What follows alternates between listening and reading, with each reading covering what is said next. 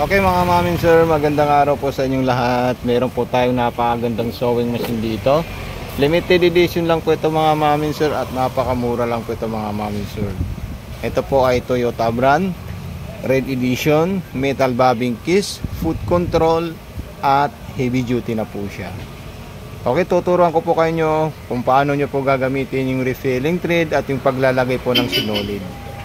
Okay po mga mamin sir, ito po yung refilling thread natin, tapos ipapatong po natin dito yan at itutulak natin doon para makapagpundo po tayo ng sinulid at itidudugtungan natin ng sinulid mga mamin sir. Ayan, kita nyo po siya mga mamin sir. Then pagkatapos nyo po magpundo ng sinulid mga mamin sir, ibabalik nyo po siya dito at pwede nyo po hilayin yung dulo ng sinulid para po magamit nyo po yung spoon thread natin. Ayan, napakadali lang po yan mga mami sir. Ganito lang po siya kadali gamitin.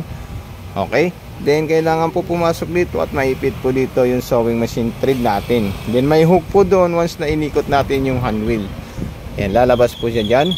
Pagkatapos niya po lumabas, isasabit nyo po ng ganyan mga mami sir. Then didiretso lang po dito mga mami sir. Ayan, then butas na po ng karayom.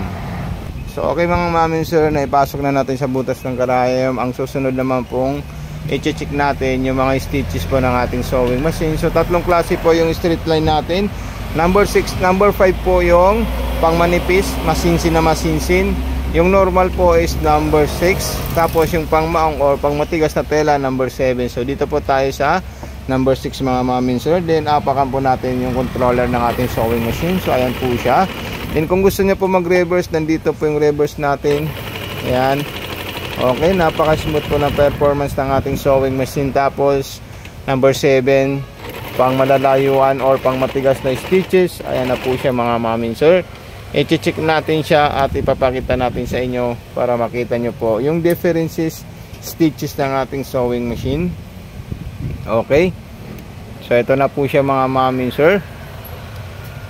Check lang natin siya. So, ito po siya mga mamin sir, yung ating stitches na pang malayo at saka pang pang manipis.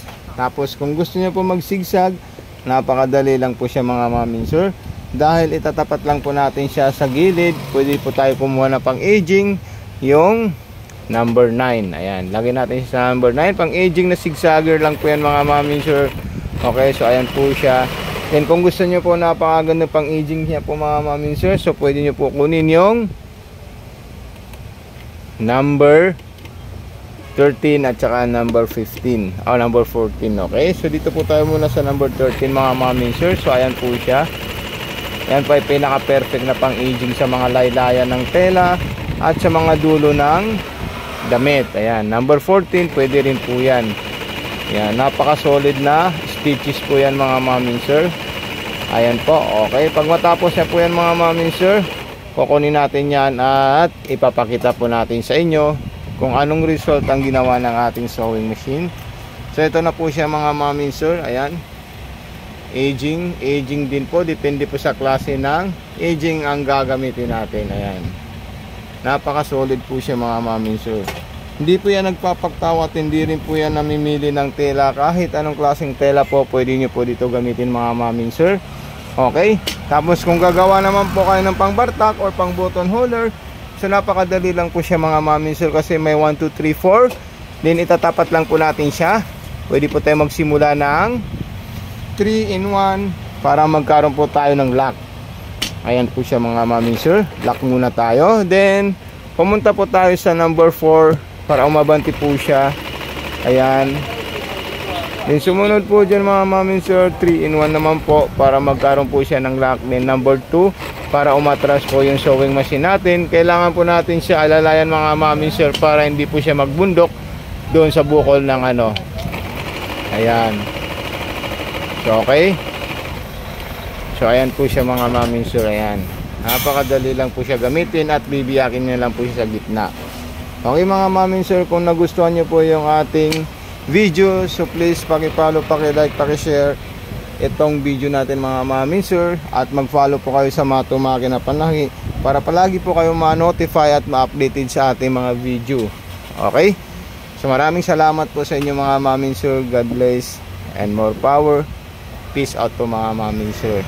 Ayan, okay. Mag-comment lang po kayo kung magkano to mga mamin sir. Ito po ay free shipping, cash on delivery nationwide po mga mamin sir. Mura lang po to sa inaasahan natin na mga higher price na sewing machine mga mamin sir. Okay? Sa mga ka-sewing machine natin dyan, huwag niyo po kalimutan mag-follow at mag-subscribe sa ating YouTube channel sa Mato Panumpang. Thank you po.